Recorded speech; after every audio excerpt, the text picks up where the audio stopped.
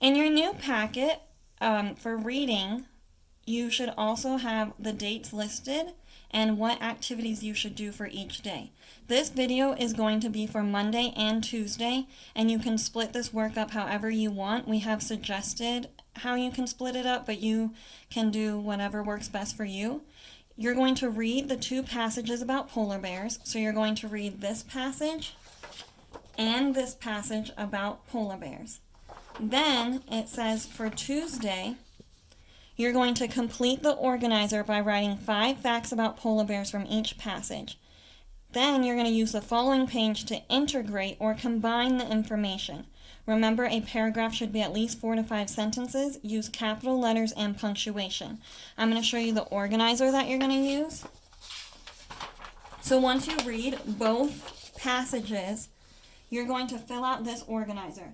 So in 1, 2, 3, 4, 5, you're going to write a fact in each of the parts of the paw print, one from the amazingly adapted polar bear, and then the second article, polar bears, you're going to write 5 facts about each one.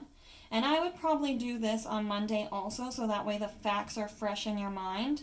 So today I would read both passages and write 5 facts about each passage. And then tomorrow, on Tuesday, you can do this, where you're going to write a summary about both articles, and you're going to integrate the information from both texts.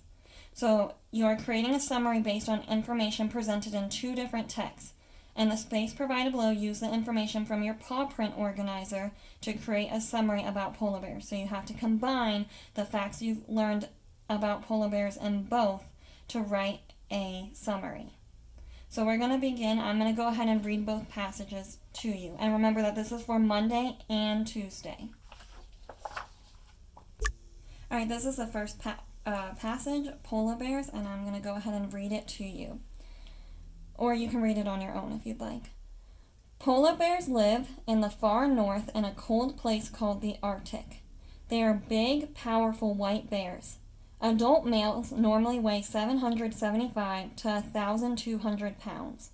Adult females are much smaller, about 330 to 650 pounds.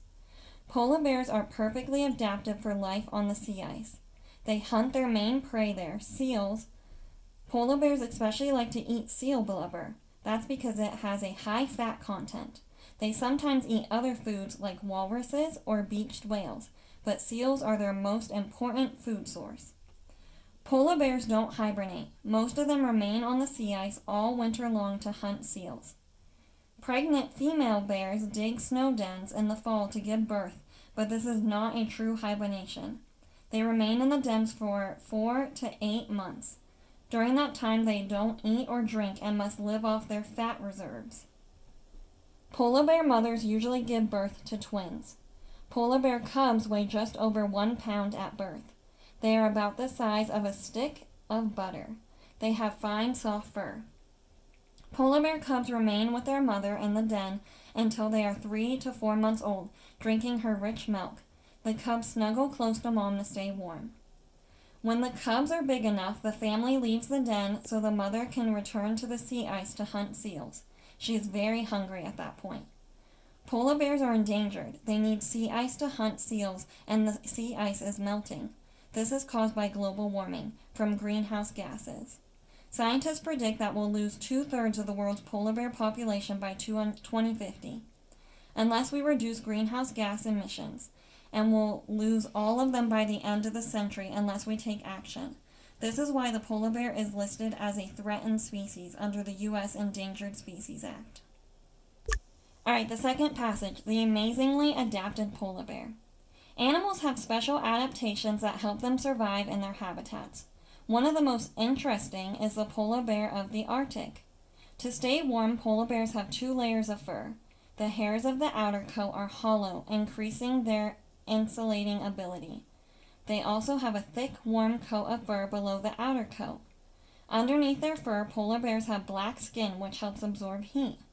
Underneath the skin, polar bears can put on a layer of fat for even more insulation. In fact, during the cold of winter, this fat may be over 4 inches thick. Polar bears in warm weather zoos can also adapt quite well. Their hollow hairs hold water, providing cooling. When living in a warm climate, they don't put on the thick fat layer because extra insulation isn't needed. While polar bears do occasionally eat sea vegetation and berries, they prefer to hunt. In fact, they are the best hunters of all bears. When on land, they often camouflage themselves by placing their paws over their black nose and mouth. Polar bears have the best vision of any bear and an excellent sense of smell. Fur and rough bumps on the soles of their wide, snowshoe-like feet provide traction on ice. Polar bears are well adapted for swimming to ice floes in search of their favorite food, seals. They use their partially webbed front feet to paddle, while steering with their back feet. They have a more elongated body and head than any other bears. This shape helps them move through the water. In fact, this marine mammal can swim for 60 miles without stopping. Alright, so after you've read the two passages, once again, I would right now record 5 facts that you've learned from each passage, so that way you don't forget and have to read it again. Unless you want to read it again, that's always a good thing.